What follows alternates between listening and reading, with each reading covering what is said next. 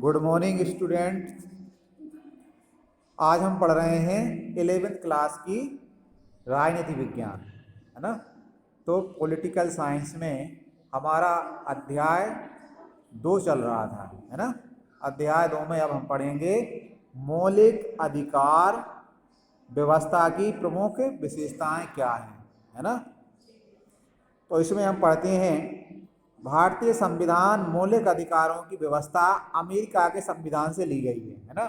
तो भारतीय संविधान जब बना तो इसमें जो मौलिक अधिकार की व्यवस्था है ना, जो संविधान में मौलिक अधिकार जोड़े गए हैं वो कहाँ से लिए गए हैं?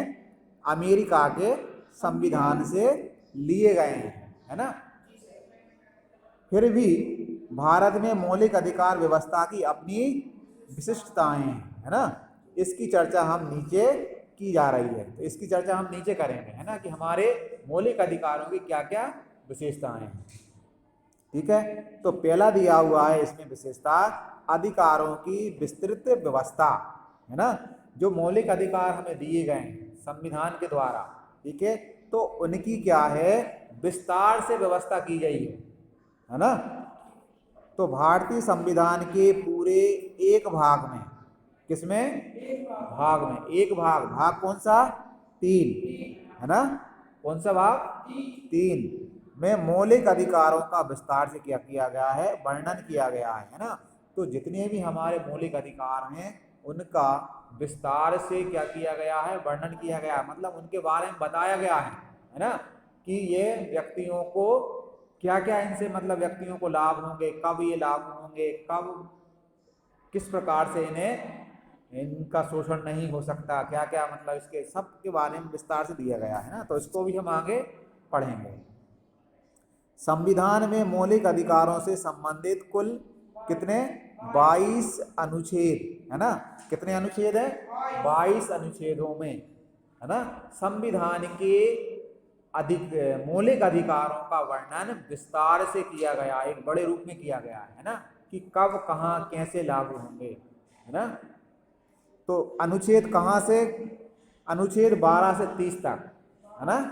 12 से और 30 तक मौलिक अधिकारों का वर्णन है, और 32 से 35 तक, ठीक है।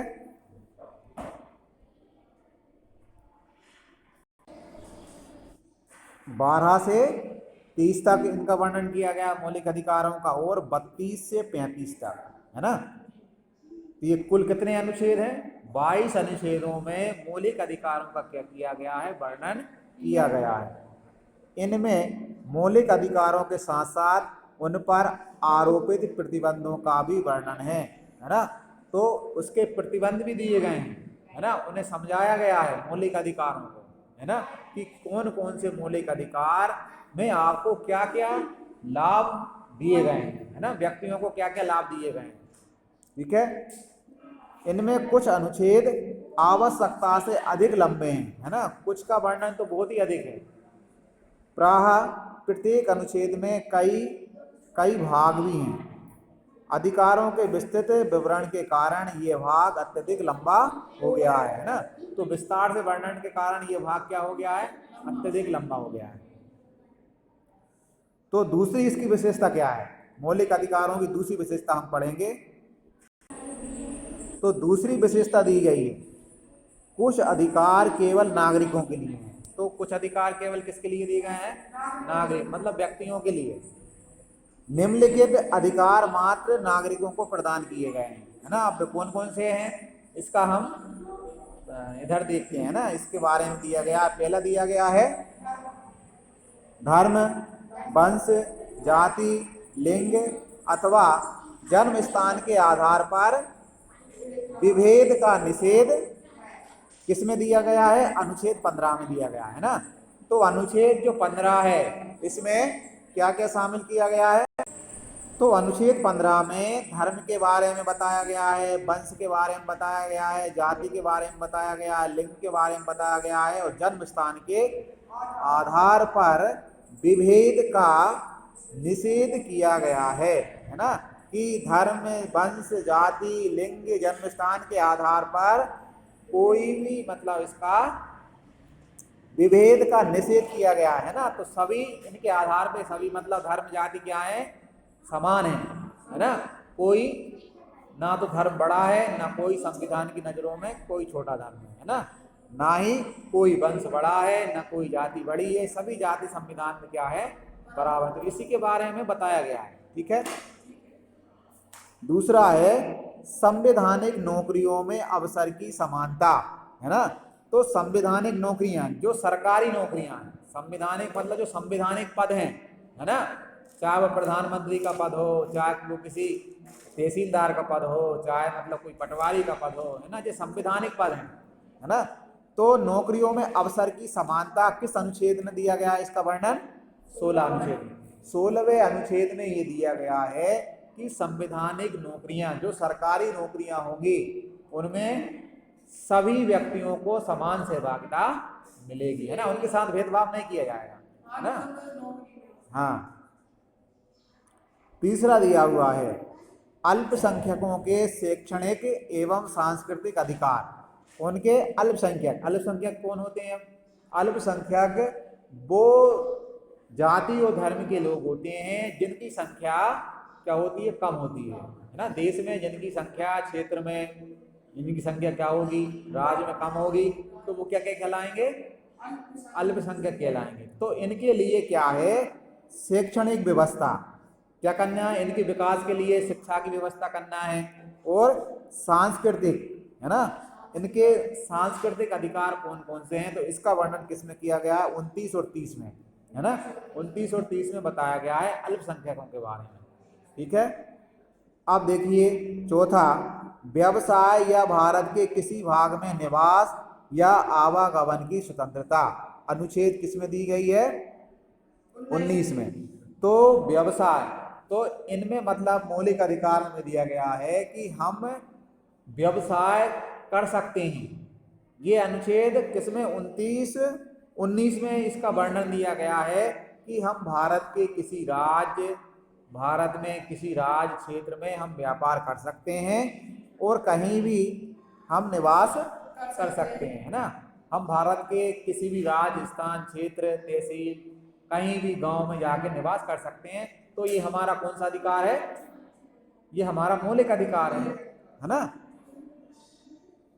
कुछ अधिकार भारतीय नागरिकों तथा भारत भूमि पर निवास कर रहे विदेशी दोनों को हैं, है ना, दोनों को प्राप्त हैं, ठीक है। तो कुछ अधिकार जो दिए गए हैं वो भारतीय नागरिकों को भी दिए गए हैं, और तथा भारत भूमि पर निवास कर रहे विदेशियों को भी दिए गए हैं, है ना। अगर कोई विदेशी व्यक्ति हमारे देश में आके रहने लगता है तो उसको भी कुछ मौलिक अधिकार दिए गए हैं, है ना। ये नहीं कि सिर्फ भारत के लोगों को भी हैं, कुछ विदेशियों को भी हैं और कुछ भारत के नागरिकों को भी हैं, ठीक है। दोनों के लिए संविधान में व्यवस्था की गई है।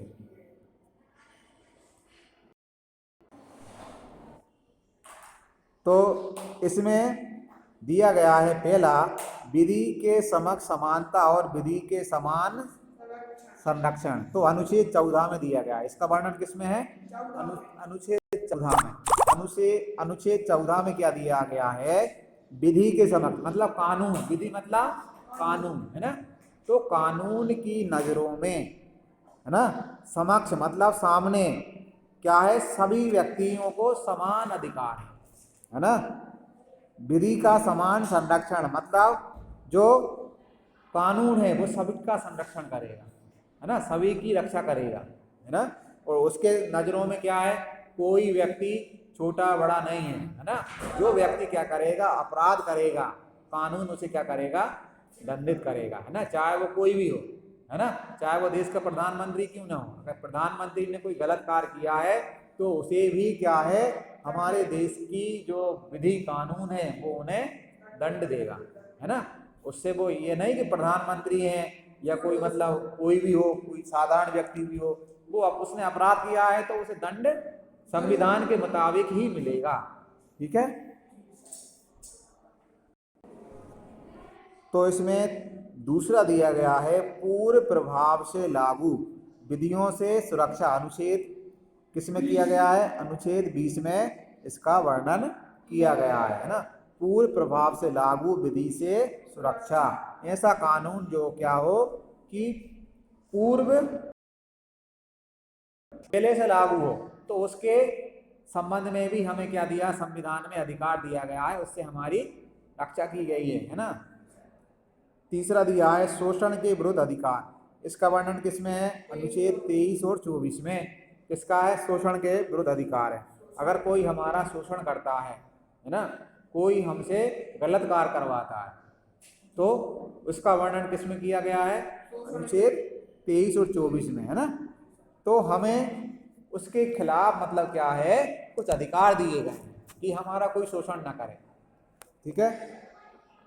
तीसरा दिया हुआ है, चौथा इसमें धर्म की स्वतंत्रता, अनुच्छेद 25 में। अनुच्छेद 25 में ये बताया गया है कि हम किसी भी धर्म जाति के हैं, है ना, कोई भी धर्म जाति के लोग हों, हमें क्या है, सभी धर्म संविधान की नजरों में क्या दिए गए हैं, बराबर हैं। और हमें अधिकार है कि हम अपने धर्म से क्या कर सकते हैं, उसका प्रचार प्रसार पूजा जो भी हमें उसमें अच्छा लगता हो वो हम क्या कर सकते हैं। लेकिन दूसरे धर्म के खिलाफ हमें क्या है, दुष्प्रचार नहीं कर सकते, है ना, उसकी बुराई नहीं कर सकते, है ना। तो इसके संबंध में ये धर्म के स्वतंत्रता हमें दी गई है। पांचवा दिया गया है, किसी धर्म विशेष के विकास के लिए कर अदायगी से छूट, है ना। तो अनुच्छेद 27 में किसी धर्म के विकास के लिए कर अदायगी से छूट है, मतलब इसमें ये हमें दिया गया है, ये बताया गया है कि किसी धर्म के विकास के लिए हम पे कोई कर नहीं लगाया जाएगा, है ना, इससे हमें छूट दी जाएगी, है ना।